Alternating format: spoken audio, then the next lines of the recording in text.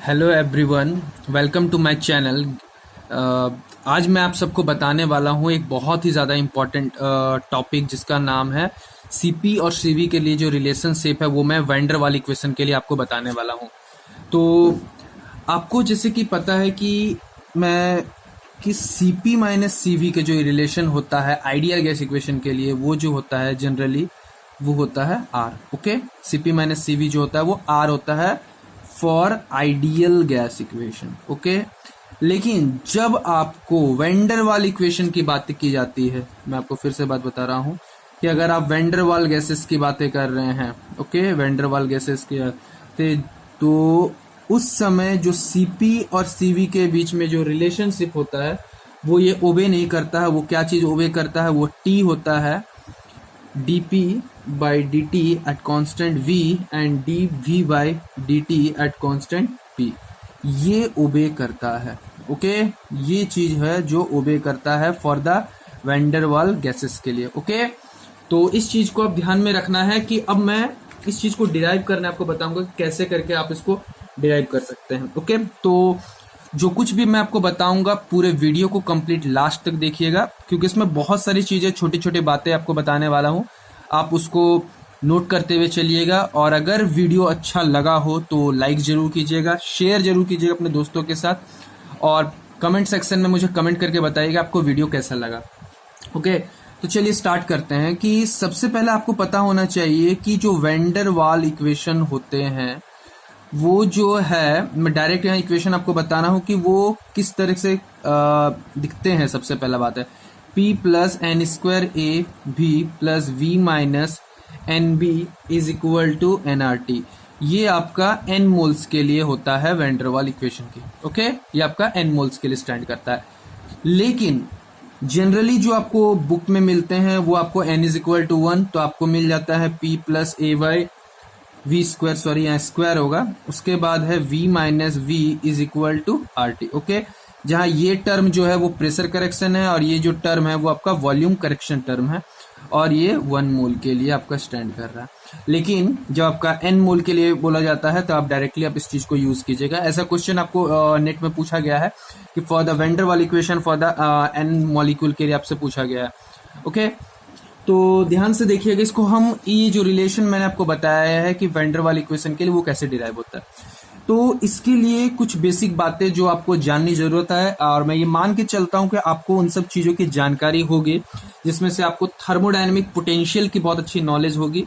जो आपको पता है एसपीडीएफ, एसपी और वी के बीच में, आपको एसपी और वी के बीच में जो थर्मोडायनेमिक पोटेंशियल्स बनते हैं उनके बीच में रिलेशंस को बहुत ज्यादा इंपॉर्टेंट जो जरूरी है, जो मैं यहाँ यूज करने वाला हूँ।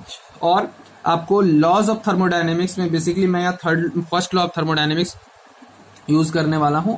तो ध्यान से देखिएगा यहाँ से कि आपको जैसे कि पता है कि फर्स्ट लॉ ऑफ थर्मोडायनेमिक्स क्या बोलता है, कि उसका जो इक्वेशन है from first law of thermodynamics. Okay, थोड़ी हैंडराइटिंग खराब है बट आई होप कि आप इसको मैनेज कीजिएगा।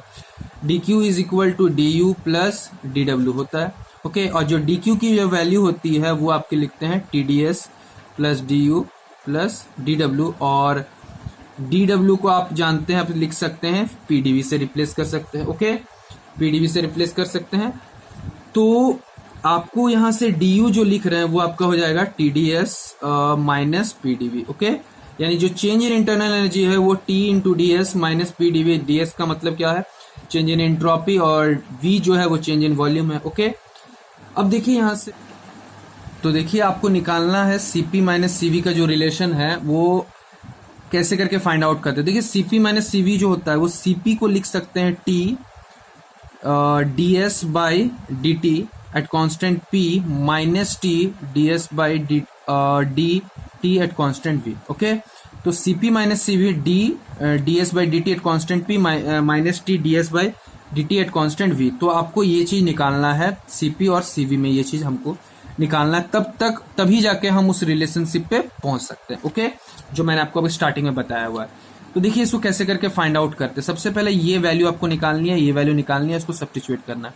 तो देखिए एस जो है, मान के चलते हैं कि एस जो है वो टेम्परेचर और वॉल्यूम का फंक्शन है।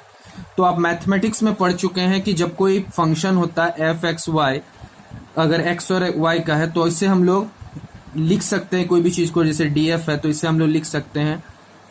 ओके, इस तरह से लिख सकते हैं। देखिए जैसे मैं यहाँ बता रहा हूँ, इस तरह के फॉर्म में आप इसे लिख सकते हैं। ठीक, उसी तरह यहाँ पर एप्लीकेबल होने वाला है एस के लिए, तो इसे डी एस के से लिख सकते हैं और ये हो जाएगा D S by D T. Okay, at यहाँ से डी टी हो जाएगा और यहाँ कांस्टेंट वी हो जाएगा और इसके बाद D S by D V at constant T हो जाएगा। ओके, ये चीज आप इसे लिख सकते हैं। अब क्या करते हैं, हम यहाँ D S by D T में से टी से डिवाइड कर देता हूँ। तो यहाँ D S by D T at constant V plus del S by del we.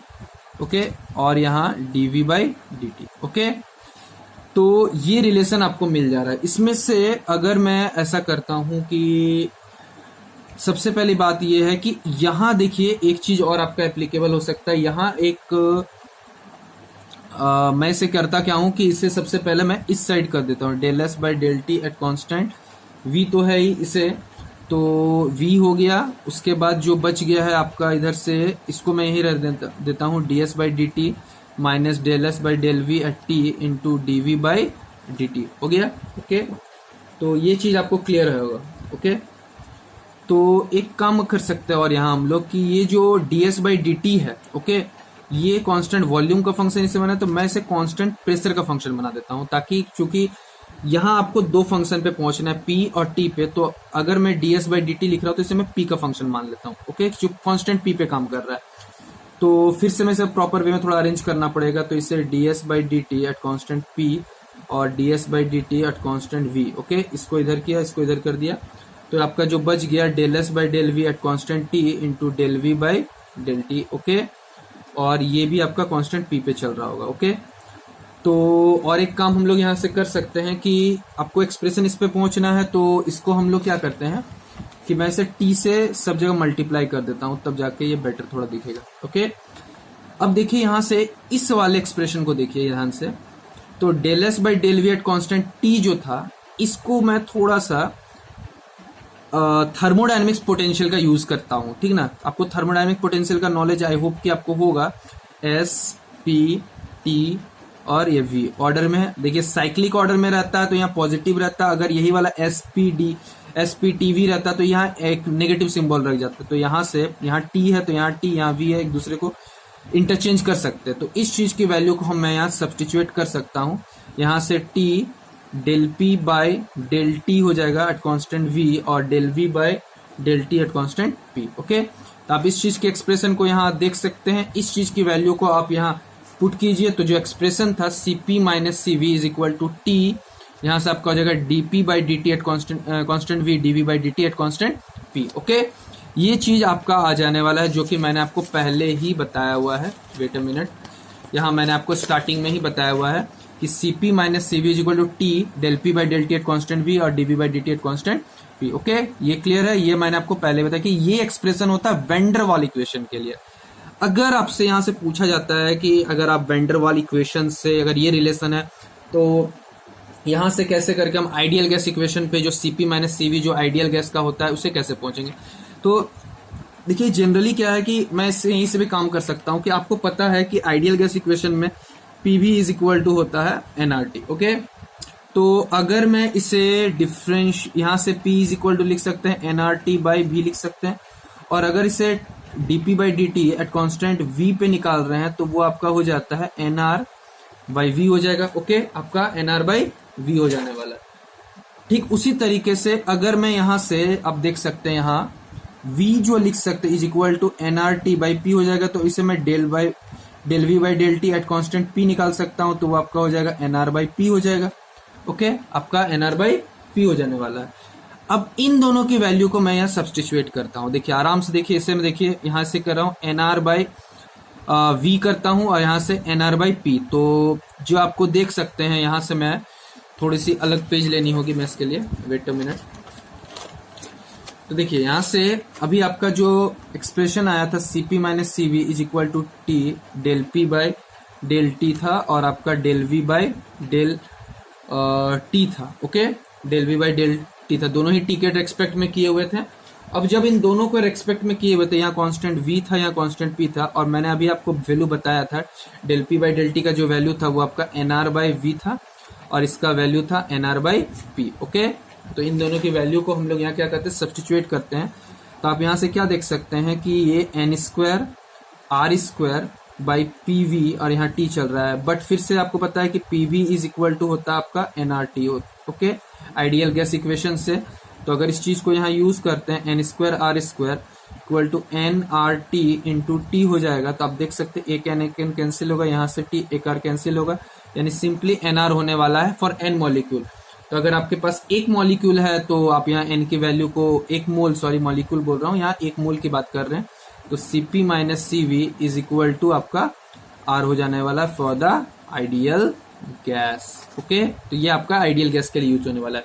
I hope कि आपको ये चीज समझ में आया होगा। कोई भी अगर डाउट हो तो आप मुझसे कमेंट सेक्शन में कमेंट करके पूछ सकते हैं, और वीडियो अगर अच्छा लगा हो तो लाइक जरूर करें, शेयर जरूर करें, और कमेंट करके बताइए कि आपको वीडियो कैसा लगा। Thank you.